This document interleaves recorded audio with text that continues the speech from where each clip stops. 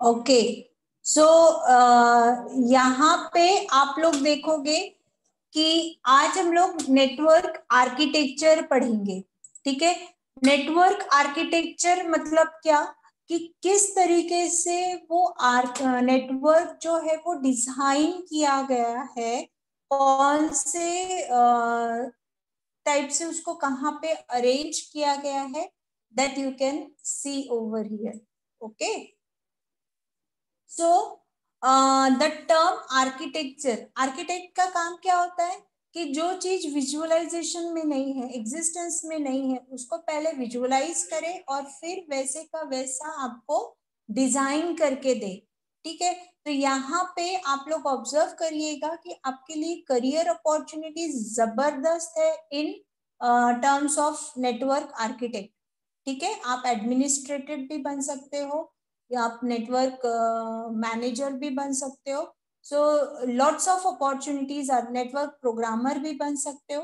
ठीक है, so network architecture अगर आपको बनना है तो आपको कौन कौन से डिवाइसेस के साथ काम करना पड़ेगा, इधर हार्डवेयर या combination of hardware and software. अब यहाँ पे जो है वो दो तरीके के नेटवर्क आर्किटेक्चर्स होते हैं। एक होता है ओपन आर्किटेक्चर, जिसमें आप आपके सिस्टम को इजीली कोई भी डिवाइस से जोड़ सकते हो, कोई प्रोग्राम से काम करवा सकते हो।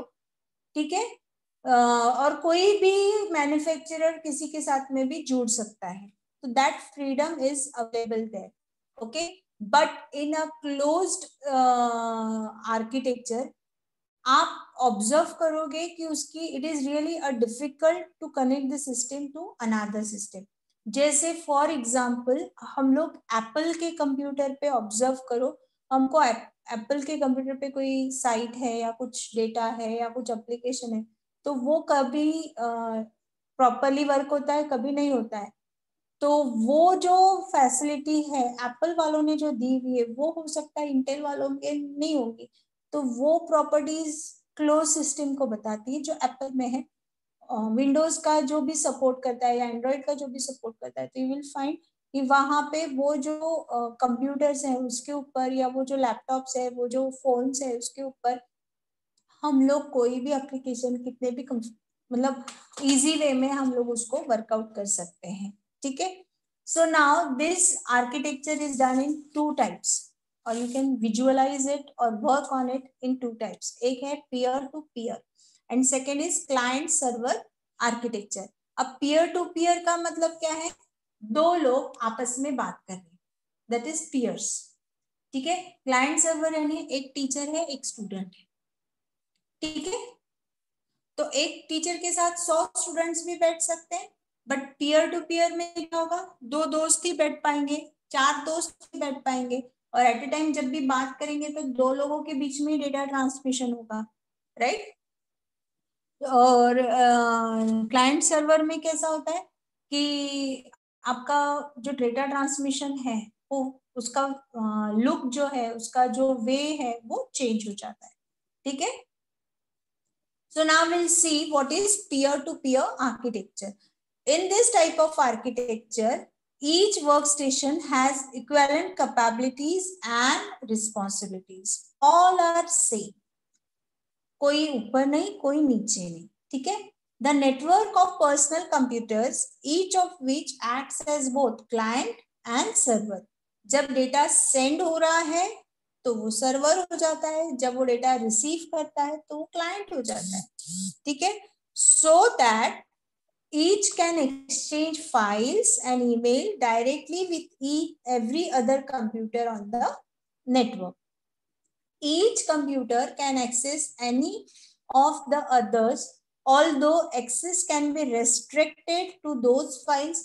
अभी मैं एज ए सेंडर अगर हूं तो मैं कुछ रेस्ट्रिक्शंस लगा सकती हूँ कि मेरे कंप्यूटर की कौन सी फाइल्स सामने वाला बंदा देख सकता है, पढ़ सकता है, कॉपी पेस्ट कर सकता है, ये मेरा चॉइस है, that the computer's user chooses to make available.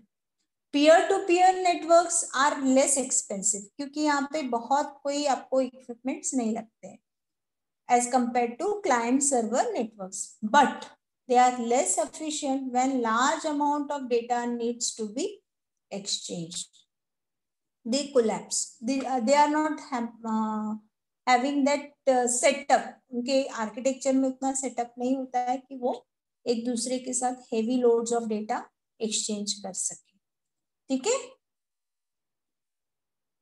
Now you can see here, यहाँ पे देखो, ये सपोज 5 कंप्यूटर्स है, तो ये डेटा इसका यहाँ शेयर हो रहा है, इसका डेटा यहाँ शेयर हो रहा है. सपोज ऐसा है, तो ये क्या हो गया, ये पीयर टू पीयर नेटवर्क. तो जब ये सेंड हो रहा है, तो ये सपोज, और ये इसको सेंड हो रहा है, तो ये रिसीव कर रहा है, तो ये हो गया क्लाइंट, और ये सेंड कर रहा है, तो ये हो गया सर्वर. अगर ये सबको सेंड कर रहा है, तो ये सर्वर हो गया, ये सब क्लाइंट्स हो गए. फिर ये सेंड कर रहा है, तो ये सर्वर हो गया, ये सब क्लाइंट्स हो गए. तो इस तरीके से all are having equal send and receive rights. ठीक है. So it is in peer to peer architecture. Okay. Then next is client server architecture. This is the network architecture in which each computer or a process on the network is either a client or a server. Server are powerful computers and are having a dedicated task. जैसे किसी को अगर हमने file server बनाया, तो वो क्या करेगा, सिर्फ मैनेजिंग डिस्क ड्राइव्स करेगा. किसी को अगर हमने प्रिंट सर्वर बनाया, तो वो सिर्फ प्रिंटिंग का काम देखेगा. किसी को हमने नेटवर्क ट्रैफिक मैनेजर बनाया, तो नेटवर्क सर्वर जैसा हमारे लिए काम करेगा. और जो क्लाइंट्स होते हैं ना, वो इन सर्वर से लेस पावरफुल होते हैं.